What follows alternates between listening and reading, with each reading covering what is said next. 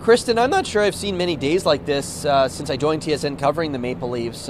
Quite a day with GM Kyle Dubas and Morgan Rielly having a news conference. What was your takeaway from the availability?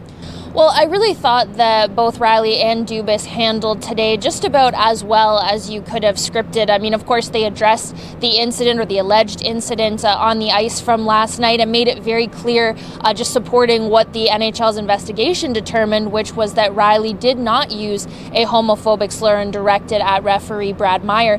But they went beyond that as well and dove into the larger narrative around this, which is the use of those types of words and whether they are still something that has a place in hockey and in this very building. And Dubas wanted to make it very clear that that's not the culture that he and Brendan Shanahan have been striving to build here over the last 5 years. And he took some hard stances on it, saying that he wants every fan, bisexual, transgender, gay, whomever, to feel safe coming here. And if there's a player contemplating his own sexuality, wants him to feel safe. And that means that these types of words, they have to not just not be used, but they really have to be, the thought of them being used has to be eradicated as well. So I thought that just going into that narrative was very important and that they both handled it very well. Yeah, and we still don't know exactly what was said, if there was even a slur said, if it was something else, and they're using this opportunity, given the fact they are the Maple Leafs, to do it. I think even from the moment that this broke kind of on social media, you and I, we're in the media room, you're following your story, you're trying to process,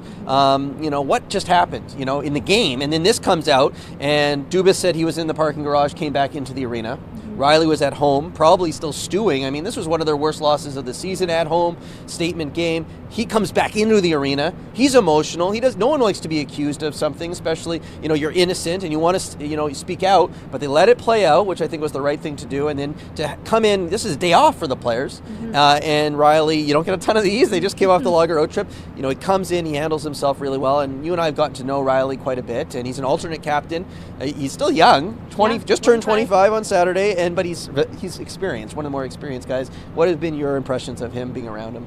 Well, I thought exactly what Dubas said today, which is that he was surprised that it was Rielly being accused of this, and I was surprised as well. Last night we watched the video together about 10 times in the media room before we left, and I just thought it's so out of character for him. He has been involved in the You Can Play organization, and Dubas said today that Rielly had just a couple of weeks ago approached the Leafs community staff about marching in Toronto's Pride Parade this June. He truly believes in this cause. He believes in being inclusive and in making the Leafs as inclusive a place as possible. And knowing that from conversations I've had with him, whether it's in the summer, whether it's in season, he's very committed to really keeping everyone involved. And it did catch me by surprise to see Rielly being accused of that. Obviously it did for Dubas as well, and now that he has been exonerated of that charge, I think it also speaks to his character, how strongly he spoke out about using those terms today, and how the team itself knows how important it is that they speak out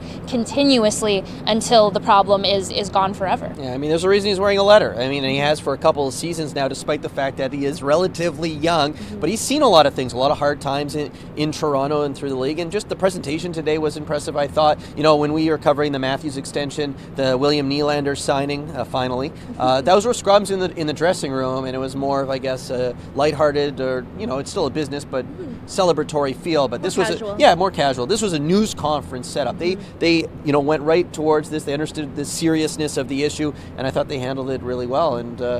And now we get set to talk hockey tomorrow. I guess the Chicago Blackhawks are in town, and they by addressing it on this day off, now they can move on, I think. Yeah, absolutely. It was the right call from top to bottom. As you mentioned, I think they handled it just as well as you could have. And now turn the page, turn to a game that the Leafs really need to bounce back after that 6-2 loss. And now that everything has been out there, they've addressed every issue, they can just move on and get back to hockey. Yeah, Kristen and I will have you covered Leafs Hawks here tomorrow. For TSN.ca, I'm Mark Masters, Kristen Shilton in Toronto.